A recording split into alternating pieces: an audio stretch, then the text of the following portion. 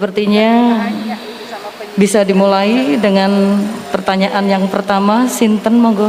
Gus badhe nyuwun pirsa di era milenial ke para ibu-ibu, para emak-emak yang biasanya kan ibu-ibu sak menika arane emak-emak yang pada waktu masa lalu dereng mengenal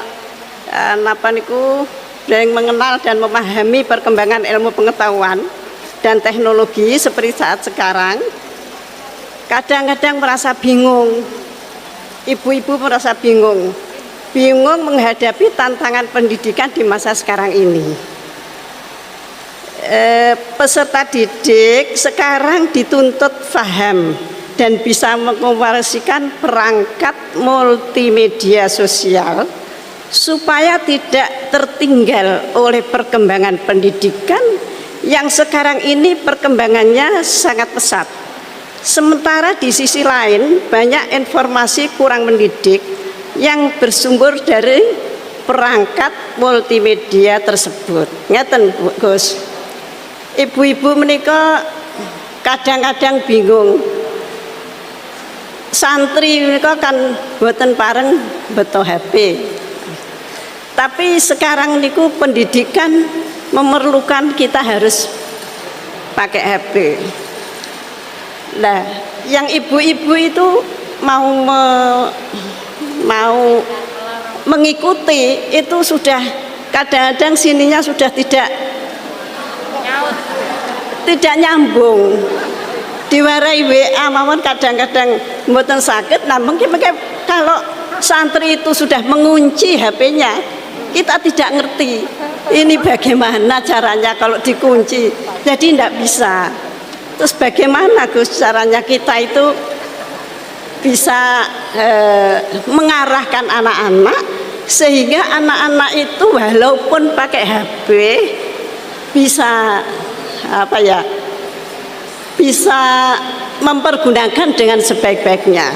Kadang-kadang di pondok itu sudah diberi jam, nanti jam segini ditumpuk, tapi wong ya anak ya tetap anak, kadang-kadang ya diselipkan. Kemudian pertanyaan kita sebagai orang tua dari anak-anak kami, baik para santri atau anak kami sendiri, apa yang harus kita lakukan? Repot, HP saja tidak bisa, apalagi laptop. Padahal anak-anak itu kalau mencet itu sudah tahu apa-apa. Sedangkan kita yang tua tidak ngerti caranya mencet kadang-kadang. Kemudian bagaimana gini Gus, supaya anak-anak itu juga bisa mengikuti zaman tapi selamat sehingga mereka bisa pinter dalam ilmu pengetahuan tapi juga hatinya selamat, bisa selamat di dunia dan selamat di akhirat. Matur suwun. Nggih. Ingkang ngutus Gus Bahak kula mboten wantun nolak nggih. Assalamualaikum warahmatullahi wabarakatuh. Gus, sekarang di pesantren-pesantren itu banyak para ibu nyai yang memiliki peran lebih besar dalam mengasuh para santrinya dibandingkan peran Pak Yai.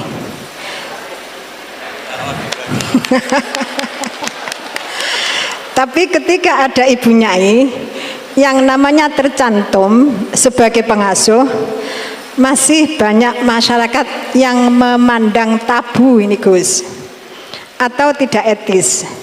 Bahkan dalam sebuah lembaga yayasan seringkali perempuan-perempuan itu dimarginalkan.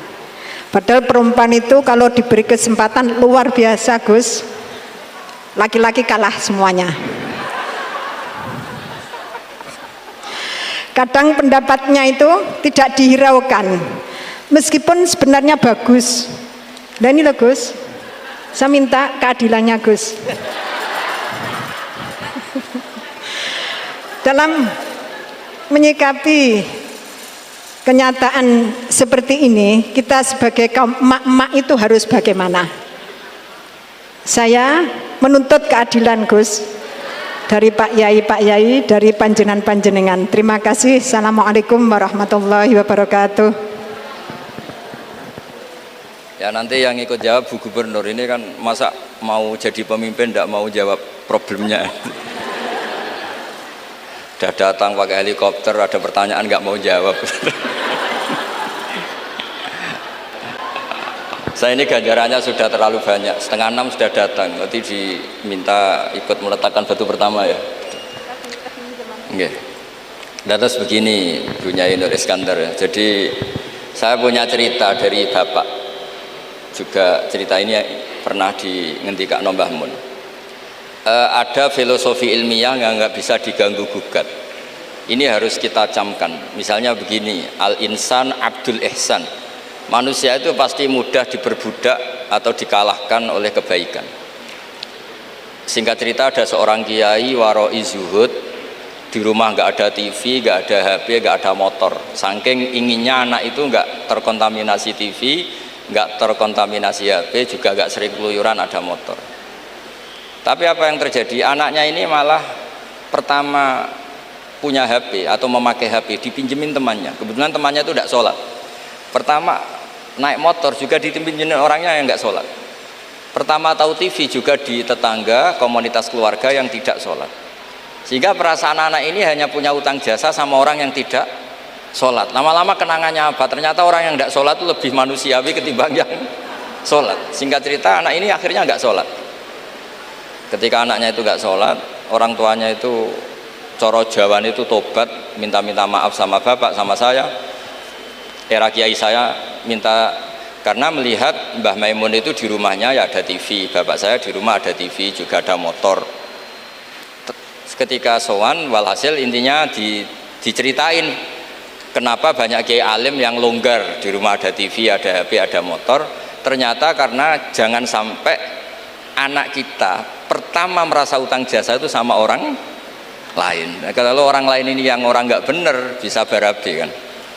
Nah pondok juga gitu, kalau terlalu ketat HP, terlalu ketat apa, ternyata HP ini barang mewah, barang wow, kebetulan yang nilai orang lain, dan akhirnya santri ini merasa utang jasa sama orang.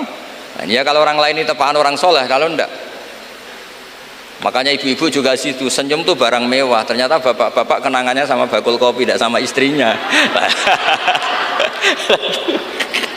Akhirnya yang diingat ya bakul kopi, karena senyum itu mewah.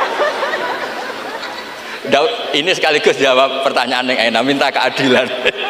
Saya juga minta keadilan.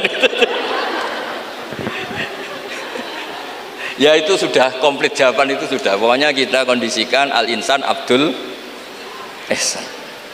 Jadi itu tidak bisa ndak.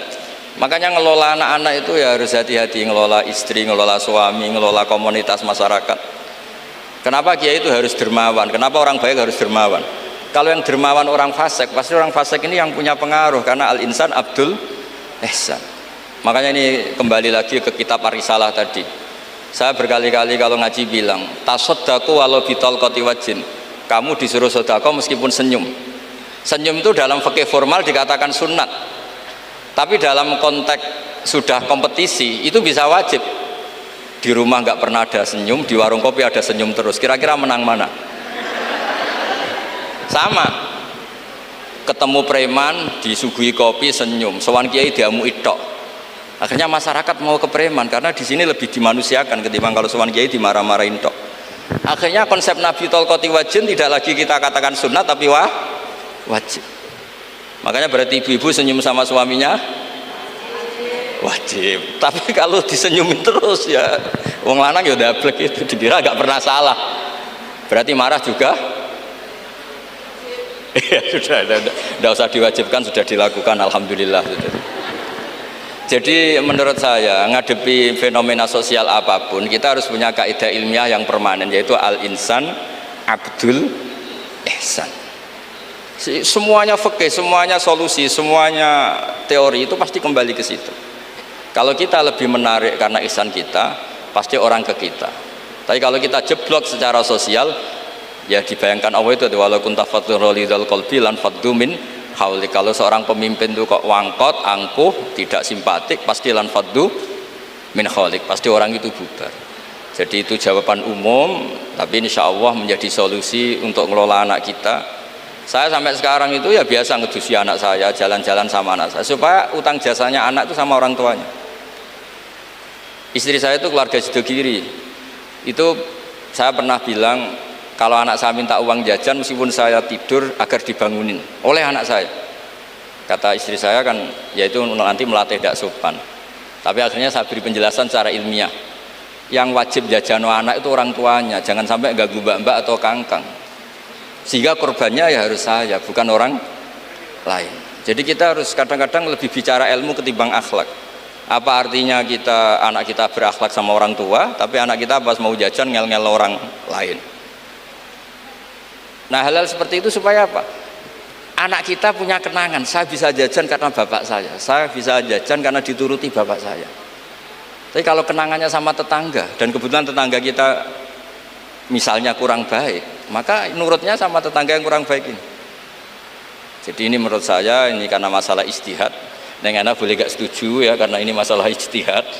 Tapi harus setuju, satu-satu diundang orang dituruti fatwane kan. Tapi yang jelas kaidahnya itu tadi pegang, al-insan abdul ihsan, sehingga kita bisa ngelola gimana orang-orang baik itu berjasa.